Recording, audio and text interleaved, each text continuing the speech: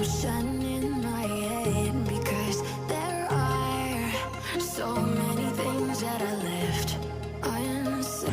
Hello kila Marix mula sa Bais City, Kabaksing TV, Reynaldo Lausa at kay Mark Advincula at sa lahat ng Anwang Kalasag. Salamat sa inyong suporta mga kaprakti. Ano ba ang kaibahan ng pagbubuhat sa umaga at pagbubuhat sa gabi? Alin dito ang mas effective pagdating sa muscle growth? Bago natin sagutin ang mga yan, kung ikaw ay bago pa lamang sa channel na ito, huwag kalimutan mag-subscribe, like, and share. At pakiclick mo yung notification bell upang lagi kang updated sa aking mga videos. Tumatanggap pa rin ako ng online coaching. Kung interesado ka, message mo lang ako sa Facebook. Thank you. Kung maluwag ang oras mo, yun bang pwede kang magbuhat sa umaga at pwede rin sa gabi?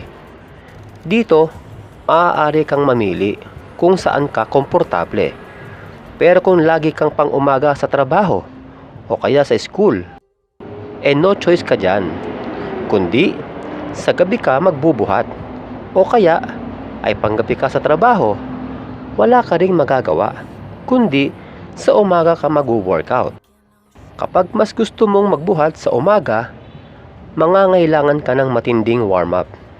Ito ay dahil galing ka sa mahabang pagtulog at dahil halos kagigising mo lang, kailangang i-warm up mong mabuti ang buo mong katawan upang maiwasan mo ang injury.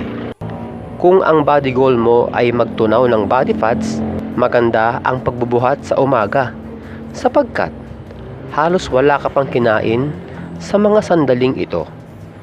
Mas kakaunti ang naipon mong energy at kapag naubos ito mula sa iyong pagbubuhat, kukuha ng energy ang iyong katawan mula sa iyong body fats na siyang dahilan para madali itong malusaw.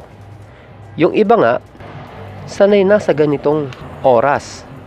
Hindi muna sila nagkaalmusal kapag nag-workout sila sa umaga.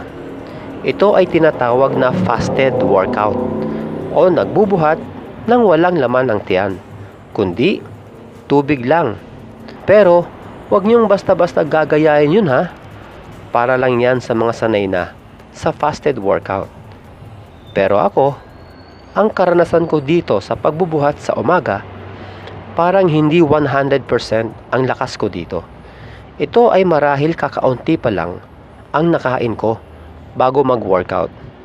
At dahil kailangan mo mag-warm up ng gusto, minsan sa warm up pa lang nababawasan ka na ng energy Pero hindi nangangahulugan na mabagal ang paglaki ng iyong muscle kung sa umaga ka magbubuhat. Ang dami kong customers dito sa Praktisado Gym na malalaki ang katawan at karamihan sa kanila ay tuwing umaga nagbubuhat. Ang isa sa mga nagustuhan ko sa pagbubuhat sa umaga ay yung kaunti lang kayong nagbubuhat. Ibig sabihin, wala kang kaagaw sa mga equipments at hindi nagmamadali na baka maunahan ka sa mga gamit. Malaya mo ring magagawa dito yung mga drop set at supersets nang hindi nagmamadali dahil nga kakaunti pa lang kayong nagbubuhat sa mga ganitong oras. Napansin ko, kapag sa gabi ako nagbubuhat, mas ganado ako. Hindi dahil sa maraming tao na gusto mo magpasikat ha. Ito ay dahil marami na akong nakain mula umaga hanggang sa bago ako magbuhat.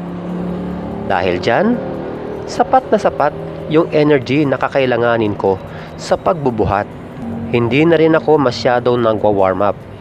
5 minutes warm up ay okay na. Kasi simula umaga hanggang hapon, ang dami ko nang ginawa. Kahayagan na na-warm up na ng husto ang aking katawan.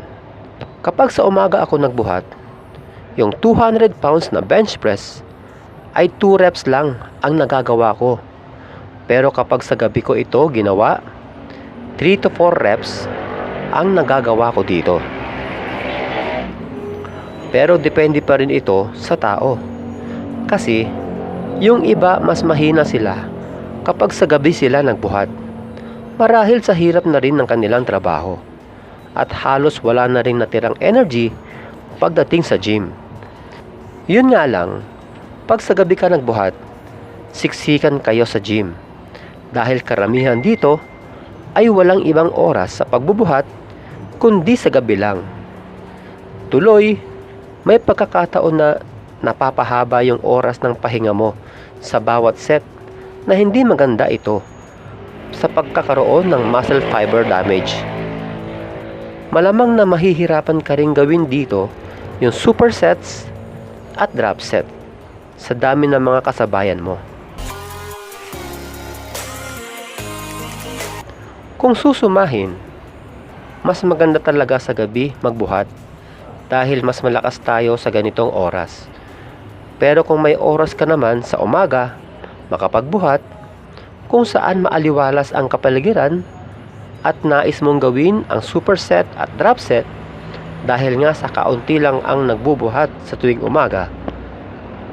Pero sa huli, hindi naman talaga sukatan kung anong oras ka dapat magbuhat dahil ang mahalaga ay ang tuloy-tuloy na pagbubuhat o consistency, ika nga, at tamang pagkain at sapat na tulog.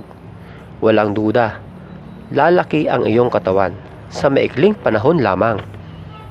O paano mga kaprakti? Hanggang sa muli, God bless!